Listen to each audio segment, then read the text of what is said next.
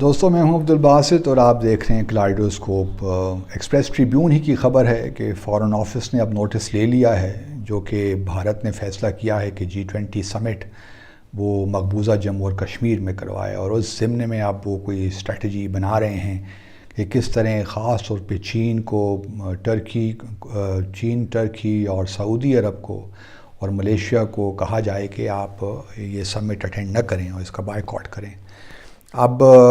کس حد تک یہ ممالک ہماری بات سنتے ہیں یہ تو وقت ہی بتائے گا، کیونکہ ابھی وقت تو ہے، تقریباً سال پڑا ہے اگلی سمٹ کو، تو کافی وقت ہے ہمیں اپنی ایک حکمت عملی بنانے کا، اور جو ہے ان ممالک کو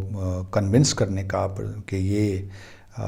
جموں اور کشمیر، جو مقبوضہ جموں اور کشمیر ہے وہاں سمٹ نہ ہونے دیں، اور اپنے ریزرویشنز ابھی سے ہی وہ بھارت کو کنوے کر دیں، کیونکہ بھارت نے ایک فیٹ اکمپلی دے دی ہے، فنڈز بھی منظور کر لیے ہیں، 5 رکنی کمیٹی بھی بنا دی ہے، اور یوں لگتا ہے کہ بس تیاریاں اب زور و شور سے شروع ہو گئی ہیں۔ لیکن اگر یہ ممالک جو 3-4 ہیں یہ اپنی ریزرویشنز اس وقت کنوے نہیں کریں گے اور تو بہت پھر دیر ہو جائے گی، پھر بھارت کہے گا کہ جی ہم تو جو ہیں ہم نے تو سارے ارینجمنٹ کر لیے ہیں، ہمارے لیے اس وقت وینیو تبدیل کرنا بہت مشکل ہے۔ دوسری بات ایک اور ساتھ یہ بھی کرتا چلوں کہ یہ صرف جو 18 ممالک جو دوسرے ہیں بھارت کے علاوہ، یا یورپین کمیشن، یورپین یونین، وہ مسئلہ نہیں ہے۔ ایک اور بات بھی مجھے بھارت میں کچھ ذرائع سے معلوم ہوئی ہے کہ بھارت اس وقت یہ بھی سوچ رہا ہے کہ جو باقی گلف کوآپریشن کونسل کے ممبرز ہیں، جس میں UAE سر فہرست ہے،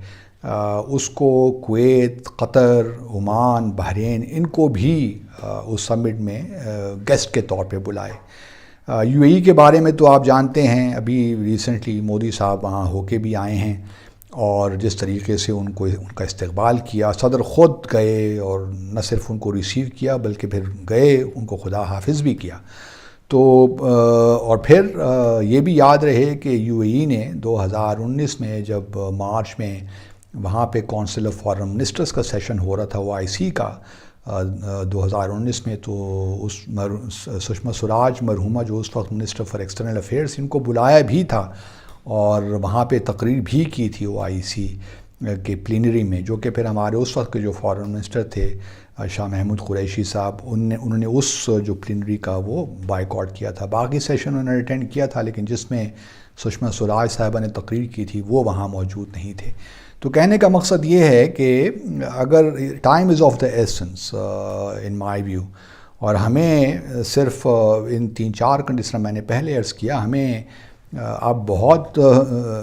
اسمارٹ طریقے سے اس سارے معاملے کو آگے لے کر چلنا ہے۔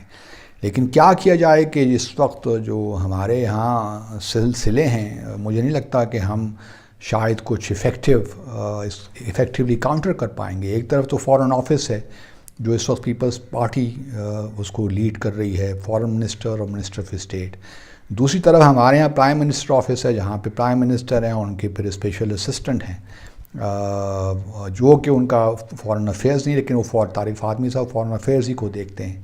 اب یہ صورتحال جو ہے، اب مجھے نہیں معلوم کہ کس حد تک ان کی کوآرڈینیشن ہے، لیکن لگتا یہی ہے جو اس وقت اب معاملات پاکستان میں ہیں کہ ہم پنجاب کے حالات آپ دیکھ لیں، پنجاب گورنمنٹ نے جو آج لاہور ہائی کورٹ نے ڈیسیشن لیا، تو یہ سارے وہ معاملات ہیں جو کہ شاید ہمیں میں یہ کہنا بھی نہیں چاہتا، اور یہ بات اس سے خوف بھی آتا ہے کہ کیا ہم اس پوزیشن میں ہیں کہ ہم اس کو کاؤنٹر کر سکیں، جو بھارت کی ایک بڑی جو ہے چالاکی کے ساتھ اس نے جو یہ ساری سمٹ ایک G20 کا ڈرامہ رچا لیا ہے مقبوضہ جموں اور کشمیر میں۔ اور پھر یہ بھی دیکھیے کہ اگلے سال انتخابات ہو رہے ہیں پاکستان میں، اور اس وقت شاید یہ جب سمٹ ہو رہی ہو تو ہمارے ہاں کیئر ٹیکر سیٹ اپ ہو، تو یہ بڑا ایک ایسا معاملہ ہو گیا ہے کہ اگر ہم نے ابھی اس پہ ایکشن نہ لیا اور کوئی ہم نے صحیح معنوں میں اسٹریٹجی نہ بنائی تو پھر تو اٹس گیون، اور یہ پھر اس کو کوئی روک نہیں سکے گا۔ تو میری درخواست یہی ہے کہ خدا را مل بیٹھیے، یہ ایک ریاست کا معاملہ ہے، ایک پوری ساری جو ہماری ریاست کے جتنے بھی اسٹیک ہولڈرز ہیں یہ سب اس میں ہمارا کنسنسس ہے جہاں تک جموں اور کشمیر کا معاملہ ہے، اور اس پہ کوئی دو آراء نہیں ہیں۔ یہ الگ بات ہے کہ اپروچز مختلف ہو سکتی ہیں لیکن ایک کنسنسس موجود ہے۔ اب اس نیشنل کنسنسس سے فائدہ اٹھاتے ہوئے میرا خیال یہی ہے کہ حکومت کو سب کو بٹھا کر ایک مربوط حکمت عملی بنا کر اس پہ کام کرنا چاہیے، اور میں بہت سی پہلے بھی ریکمنڈیشنز دیتا رہا ہوں بٹ ٹو نو اویل جہاں تک کشمیر کا تعلق ہے، تو اس لیے میں پبلکلی وہ ریکمنڈیشن دینا بھی نہیں چاہتا۔ تو کیا یہ اچھا ہو کہ اگر وزارت خارجہ کوئی انیشیٹو لے اور جتنے تھنک ٹینکس ہمارے ہیں ان سے بھی ریکمنڈیشنز مانگے تاکہ اس معاملے کو ایفیکٹیولی کس طرح ہم اب اپروچ کریں۔ صرف بیانات سے یا اسٹیٹمنٹ سے جو ہمارے فارن آفس نے ایشو کی اس سے تو کوئی فرق پڑنے والا نہیں ہے، وہ تو دنیا بھی جانتی ہے، اور دنیا کو اس وقت ہی معلوم ہے کہ ہمارے ہاں ایک سیاسی ابتری کا عالم ہے، اور دنیا شاید ہماری باتوں کو سیریسلی بھی نہیں لیتی جو اس وقت حالات چل رہے ہیں ہمارے ملک کے۔ تو تھوڑا سا ہمیں سوچنا پڑے گا کہ کس طرح دیکھیے ہمارے اندرونی حالات نہ صرف ہماری اقتصادی معاشی حالات کو کمزور کر رہے ہیں، ہمارے لیے جو ایک ساورنٹی ہے، وہ ہماری جو انڈیپینڈنٹ ڈیسیشنز لینے کی ہماری کیپیسٹی ہے یا اسپیس ہے وہ کم ہوتی جا رہی ہے۔ اس کے علاوہ ہمیں وہ شاید اب کیپیسٹی ہی نہیں رہی کہ ہم کوئی جو ہے کسی انڈین موو کو کاؤنٹر کر سکیں۔ تو میرے لیے تو یہ بڑے کنسرن کی بات ہے، آئی ایم ریئلی ورڈ۔ تو خدارا اپنے جو آپ کے سیاسی اختلافات تو رہیں گے،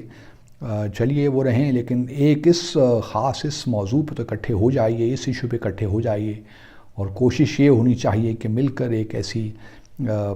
ایسا پلان آف ایکشن بنے تاکہ ہم جلد اس کو جو ہیں خاص طور پہ 3-4 ممالک وہ اپنی ریزرویشنز فوراً سے پیشتر بھارت کو کنوے کر دیں، اور اگر اس میں ڈیلے ہو گیا تو پھر تو جانے دیجیے، پھر کچھ نہیں ہو سکتا۔ دیکھتے رہیے کلائڈوسکوپ۔ اللہ حافظ۔